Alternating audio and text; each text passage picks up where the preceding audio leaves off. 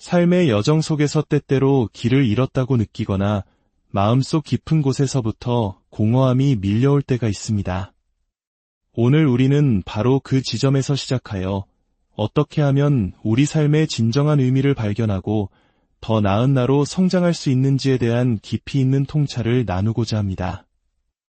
이 이야기가 여러분의 마음에 작은 등불이 되기를 소망하며 잠시 시간을 내어 귀 기울여 주신다면 주님의 은총이 여러분의 삶에 함께하며 이 지혜의 말씀이 널리 퍼져나가는 데 큰 힘이 될 것입니다. 여러분의 구독과 공유는 선한 영향력을 전파하는 아름다운 실천입니다. 제가 대학원생 시절의 이야기부터 시작하겠습니다. 당시 제게는 여러 나쁜 습관이 있었습니다. 하루에 담배를 한 갑씩 피웠고 술도 정말 많이 마셨습니다. 저는 캐나다 북부의 아주 작은 시골 마을 출신인데 아시다시피 그런 고립된 지역에서는 과도한 음주가 마치 통과 의례처럼 여겨지곤 합니다. 20대 초반 저는 한 가지 패턴을 발견했습니다. 제 인생에서 제가 했던 행동을 진심으로 후회했던 순간은 예외 없이 술을 마셨을 때였다는 사실입니다. 술은 제 글쓰기에도 방해가 되었습니다. 숙취에 시달리는 날이면 집중력이 현저히 떨어졌고 무엇보다 글을 쓰며 마주해야 하는 감정적 부담감을 견뎌낼 수가 없었습니다. 불안정한 신경계로는 이태로운 감정의 경계선에 서 있을 수 없었던 것이죠. 결국 저는 술을 끊기로 결심했습니다. 그 이유는 단순했습니다. 더 이상 제 자신의 행동에 대해 부끄러움을 느끼고 싶지 않았기 때문입니다. 만약 내가 부끄러운 행동 자체를 하지 않는다면 내 삶은 어떻게 변할까? 이런 생각이 들었습니다. 이것은 제 삶의 부정적인 요소를 통제하고 제약하는 소극적인 방식의 첫걸음이었습니다. 하지만 우리 삶에는 훨씬 더 긍정적인 방식의 변화도 존재합니다. 바로 몰입의 순간입니다. 만약 당신이 올바른 시간, 올바른 장소에서 자신에게 맞는 일을 하고 있다면 당신은 그 일에 깊이 빠져들게 됩니다. 시간이 멈춘 것처럼 느껴지는 순간 시간의 흐름조차 인지하지 못할 정도로 어떤 행위에 깊이 몰두하고 있을 때 우리는 이 땅에서 천국을 경험한다고 말할 수 있습니다. 그 순간 당신은 혼돈과 질서의 균형을 완벽하게 이룬 상태에 있는 것입니다. 질서가 과도하면 모든 것이 예측 가능해져 지루함과 무력감에 빠지게 됩니다. 반대로 혼돈이 과도하면 불안과 두려움에 압도당하고 맙니다. 하지만 그 둘 사이의 완벽한 균형점, 마치 자신의 기량을 최대로 발휘하며 테니스를 치는 선수처럼 우리는 그곳에 존재합니다. 위대한 운동선수들이 존에 들어갔다고 말하는 경험이 바로 이것입니다. 그들은 항상 자신의 한계를 뛰어넘기 위해 스스로를 밀어붙입니다. 예를 들어 눈부신 연기를 펼치는 체조 선수를 본 적이 있으신가요? 그 선수는 연기하는 동안 자신의 기존 역량을 뛰어넘는 무언가를 보여줍니다. 바로 그 순간 관중들은 모두 자리에서 일어나 환호합니다. 그것은 인간의 잠재력이 육신을 통해 완벽하게 구현되는 경이로운 광경이며 우리는 그 위대함에 본능적으로 찬사를 보내는 것입니다. 물론 이러한 균형 상태를 유지하는 데는 상당한 노력과 어느 정도의 행운도 필요합니다. 제가 병마와 싸우는 동안에는 그런 균형을 유지할 수 없었습니다. 질병의 가장 끔찍한 후유증 중 하나는 시간 팽창 현상이었습니다. 하루가 몇 주처럼 길게 느껴졌고 몇 분이 몇 시간처럼 흘러갔습니다. 이는 비유가 아니라 문자 그대로의 경험이었습니다. 시간의 무게, 유한한 삶의 무게, 그리고 자의식의 무게가 저를 짓눌렀습니다. 우리는 오직 무언가에 온전히 몰입할 때만 이 끔찍한 무게에서 벗어날 수 있습니다.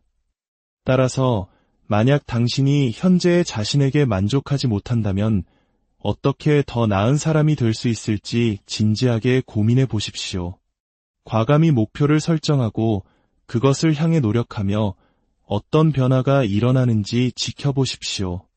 이것이 바로 자신을 단련하는 과정입니다. 이는 자연스럽게 다음 주제로 이어집니다. 원치 않는 것들을 안개 속에 숨기지 말라. 우리는 끊임없이 무언가에 정신이 팔린 채 살아가는 시대에 살고 있습니다. 소셜 미디어나 끝없는 정치적 논쟁에 대한 집착, 이 모든 것이 우리를 진실로부터 멀어지게 하는 짙은 안개와 같습니다. 왜 우리는 스스로를 이 안개 속에 가두는 것일까요? 저는 주로 양심의 가책을 느낄 때 우리가 마주하기 불편한 삶의 진실로부터 도망치기 위해 주의를 다른 곳으로 돌린다고 생각합니다. 이때 분노나 질투와 같은 부정적인 감정에 주목하는 것이 매우 중요합니다. 이러한 감정들은 우리에게 무언가를 말해주고 있기 때문입니다. 예를 들어, 당신의 연인이 다른 사람과 유난히 즐겁게 대화하는 모습을 보고 질투심을 느꼈다고 해봅시다.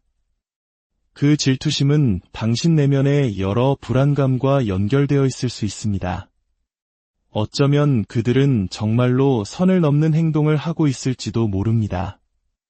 혹은 당신 자신에게 해결되지 않은 문제가 있을 수도, 혹은 두 사람의 관계에 근본적인 문제가 있을 수도 있습니다. 이 복잡하게 얽힌 실타래를 푸는 것은 고통스러운 과정입니다. 그래서 많은 사람들은 그저 아무 일도 없었던 척 외면해버립니다. 하지만 감정을 무시한다고 해서 문제가 사라지는 것은 아닙니다.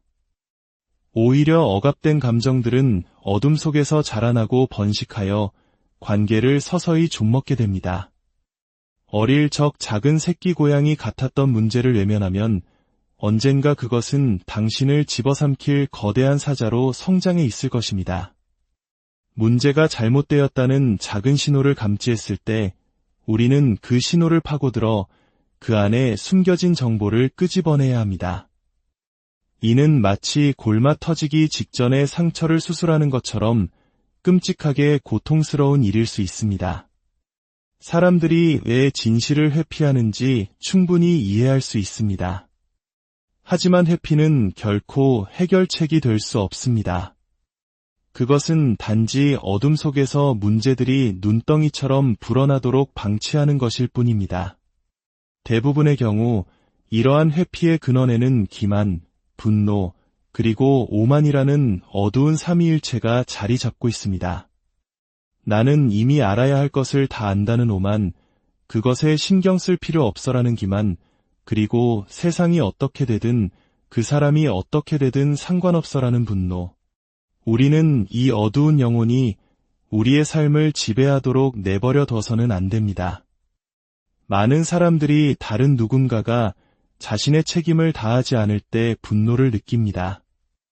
왜 저 사람은 자기 일을 제대로 하지 않는가 하고 말이죠. 바로 그때가 당신에게 주어진 기회입니다. 직장에서든 가정에서든 누군가 채우지 않은 책임의 공백이 보인다면 당신이 직접 나서서 그 책임을 짊어지십시오. 내가 왜 그 추가적인 일까지 해야 하지? 라는 생각이 들 수도 있습니다. 물론 노예가 되거나 폭정에 시달려서는 안 됩니다. 하지만 채워지지 않은 책임 때문에 당신의 마음이 불편하다면 그것이야말로 당신의 삶에 의미를 더할 수 있는 가장 위대한 기회입니다. 저는 강연 투어에서 줄곧 한 가지 주장을 펼쳤습니다. 대부분의 사람은 행복이 아니라 책임감 속에서 삶의 역경을 버티게 하는 의미를 찾는다. 이 말을 할 때마다 극장 전체는 깊은 침묵에 휩싸였습니다. 사람들은 책임감을 회피해야 할 부담으로만 생각했지, 그것이 삶의 의미와 연결된다는 사실을 미처 생각하지 못했던 것입니다. 성경에 나오는 아브라함의 이야기를 떠올려 보십시오. 그는 80세가 될 때까지 아버지의 장막에 머물렀습니다. 마침내 하나님께서 나타나 그에게 밖으로 나가 성장하라고 명하셨을 때 그가 세상에서 마주한 것은 온갖 재앙이었습니다. 폭군을 만나고 아내를 빼앗길 뻔하고 굶주림과 전쟁을 겪습니다. 이것이 바로 우리가 책임감을 지고 세상으로 나아갈 때 마주하게 되는 현실입니다. 누가 저런 끔찍한 것을 원하겠는가? 하지만 역설적이게도 우리 인간은 책임감보다 더 나은 것을 찾을 수 없습니다. 책임감이야말로 우리를 살아있게 하는 힘입니다. 피노키오 이야기를 기억하십니까? 피노키오는 쾌락의 섬으로 갑니다. 그곳은 아무런 노력 없이 즉흥적인 즐거움을 누릴 수 있는 곳입니다. 하지만 피노키오는 곧 그 섬이 전체주의자들에 의해 운영된다는 사실을 깨닫습니다. 그들은 아이들의 목소리를 빼앗고 생각 없는 당나귀로 만들어 소금 광산의 노예로 팔아넘길 계획을 하고 있었습니다. 이 이야기는 우리에게 충동적인 쾌락의 추구가 전체주의와 노예 상태로 가는 길 중 하나임을 암시합니다. 그렇다면 대안은 무엇일까요? 바로 최고의 선을 향해 자신을 정렬하고 진실을 말하는 것입니다. 당신이 진실을 말하고 있는지 아닌지는 스스로 알 수 있습니다. 만약 당신이 다른 사람의 말을 흉내내거나 이데올로기의 꼭두각시가 되어 말한다면 당신은 스스로 약하고 부끄럽게 느껴질 것입니다. 그 감각은 생리적으로도 느낄 수 있습니다. 반면 당신 자신의 진실된 말을 할 때 당신은 내적인 통합감과 강인함을 경험하게 될 것입니다. 그러므로 당신을 더 강하게 만드는 말만 하도록 연습하십시오. 처음에는 당신이 하는 거의 모든 말이 거짓이거나 다른 사람의 말이라는 것을 깨닫게 될 것입니다. 자신의 목소리를 찾는 것은 매우 어렵지만 자신의 목소리를 갖기 전까지 당신은 진정으로 존재한다고 말할 수 없습니다. 자신의 진실을 말하는 법을 배우고 다른 사람들의 반응에 귀를 기울이십시오. 그들은 당신의 말을 다듬고 교정하는 것을 도와줄 것입니다. 이 과정을 통해 당신의 말은 점점 더 명확하고 정확해지며 당신은 점점 더 강력한 존재가 될 것입니다. 그리고 마침내 당신은 믿음의 결단을 내려야 합니다. 세상을 조종하기 위해 말을 사용할 것인가, 아니면 가능한 한 신중하게 진실을 표현하기 위해 말을 사용할 것인가. 진실을 말했을 때 그 결과가 어떠하든 그것이 주어진 상황에서 가능한 최선의 결과라고 믿어야 합니다. 이것이 바로 궁극적인 믿음의 행위입니다. 다음으로 스스로를 교육해야 합니다. 무엇을 읽어야 할지, 어떻게 글을 써야 할지를 알려줄 수 있는 좋은 스승을 찾아야 합니다. 글쓰기는 자신의 생각을 정밀하게 구성하는 훈련입니다. 글을 쓸 줄 알면 생각할 수 있고, 생각하고 말하고 쓸 수 있다면 당신은 누구도 쓰러뜨릴 수 없는 막강한 힘을 갖게 됩니다. 저는 과거의 위대한 사상가들의 책을 읽기를 권합니다. 표도르 도스토옙스키, 레프 톨스토이, 그리고 20세기 마르크스주의의 허구성을 고발한 알렉산드르 솔제니친의 수용소 군도는 반드시 읽어야 합니다. 이 책은 우리 시대의 핵심적인 문제를 다루고 있습니다. 이 책을 읽지 않으면 당신은 이 시대의 중요한 논쟁에 꼭두각시로 참여할 수밖에 없습니다. 조지 오웰, 올더스 헉슬리, 프리드리히 니체, 그리고 칼 융. 이들의 책을 읽으십시오. 그 과정은 길고 고통스러울 것이며 당신을 완전히 다른 사람으로 만들어 놓을 것입니다. 무너지고 재건되는 것은 결코 쉬운 일이 아니지만 정체된 유아로 머무는 것보다는 100배, 1000배 낫습니다. 이것은 피노키오가 지하 세계에 갇힌 아버지 제페토를 구출하는 것과 같습니다. 신화적인 관점에서 모든 사람의 아버지는 낡고 병든 문화, 즉 혼돈의 지하 세계에 갇혀 있습니다. 우리는 죽은 자들이 만든 이 낡은 문화를 끊임없이 되살려야 할 책임이 있습니다. 그것은 우리 자신을 이해하기 위해 역사를 이해해야 하는 것과 같습니다. 용의 뱃속에서 당신이 가장 두려워하는 것과 마주하여 죽어가는 아버지를 구출해야 합니다. 낡은 문화를 되살려야만 당신은 비로소 진정한 어른이 될 수 있습니다. 문화는 폭군인 동시에 자비로운 전통입니다. 당신이 사용하는 언어조차 문화의 산물입니다. 그러므로 우리는 가부장제, 즉 낡은 문화를 전복시키는 것이 아니라 자신의 존재에 대한 책임을 받아들이고 도덕적 행위자로서 행동함으로써 그것을 되살려야 합니다. 위대한 책들을 읽으십시오. 그 책들이 당신의 삶을 바꿀 것이라고 제가 보장합니다. 그 책들은 당신을 산산조각 낸 후 지금보다 훨씬 더 위대한 존재로 당신을 재건할 것입니다. 우리가 삶에서 갈등을 감수해야 하는 이유는 그 대안이 더 나쁘기 때문입니다. 가족 간의 문제를 해결하려 할 때 우리는 끔찍한 지뢰밭을 통과해야만 평화에 도달할 수 있습니다. 회피는 상황을 더 좋게 만들지 않습니다. 그것은 단지 지하에 분노를 쌓아두고 쓴 뿌리와 증오를 키울 뿐입니다. 많은 사람들이 당연하게 여기는 것들, 예를 들어 결혼과 같은 제도의 가치에 대해 질문을 받으면 제대로 대답하지 못합니다. 그것이 너무나 명백하기에 오히려 그 가치를 설명할 논거를 갖추지 못한 것입니다. 제 책들이 인기를 끈 이유 중 하나는 방을 청소하라와 같이 단순해 보이는 규칙들이 단순하지 않으며 우리에게 반드시 필요한지를 깊이 있게 설명하려 노력했기 때문일 것입니다. 실제로 당신의 주변 환경을 제대로 정리하는 것은 매우 어렵습니다. 저는 3년 동안 제 사무실을 정리하려고 노력했지만 엄청난 양의 우편물과 재앙 같은 사건들에 휩쓸려 실패했습니다. 지극히 평범해 보이는 일상의 비범함을 깨닫는 것은 중요합니다. 많은 사람들이 일상의 일들이 사소하다고 생각하지만 매일 반복하는 일이야말로 당신의 삶의 50%를 구성하는 가장 중요한 부분입니다. 그렇다면 우리는 어디서부터 시작해야 할까요? 왜 우리는 스스로를 발전시키기 위해 애써야 할까요? 그 대답은 필요 이상으로 어리석게 고통받지 않기 위해서, 그리고 다른 사람들 또한 그렇게 고통받지 않도록 하기 위해서일 것입니다. 만약 당신이 스스로를 제대로 정리하지 않는다면 당신 자신과 주변 사람들이 그 대가를 치르게 될 것입니다. 시작하는 방법은 의외로 간단합니다. 당신 주변에서 당신을 불편하게 하는 것을 찾아보고 그것을 고칠 수 있는지 살펴보십시오. 당신의 방에 앉아 한번 둘러보십시오. 10분 동안 이 방을 더 좋게 만들기 위해 무엇을 할 수 있을까? 스스로에게 진지하게 질문을 던져보십시오. 저 구석에 쌓인 서류 더미, 6개월째 방치된 컴퓨터 모니터 뒤에 먼지, 엉킨 케이블들.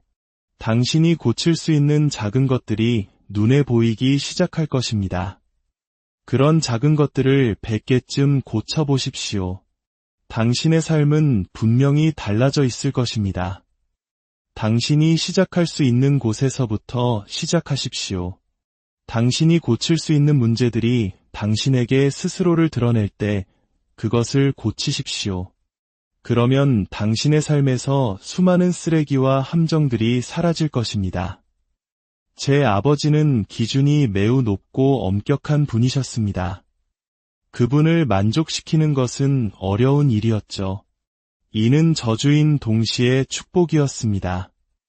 저주는 그분이 좀처럼 만족하지 않으신다는 점이었고, 축복은 그분이 제가 더 잘할 수 있다고 믿어주신다는 점이었습니다.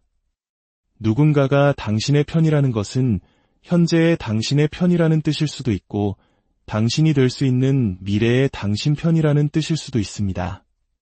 아버지의 격려는 후자에 가까웠습니다. 저는 임상가로서 이 문제를 깊이 생각해 보았습니다.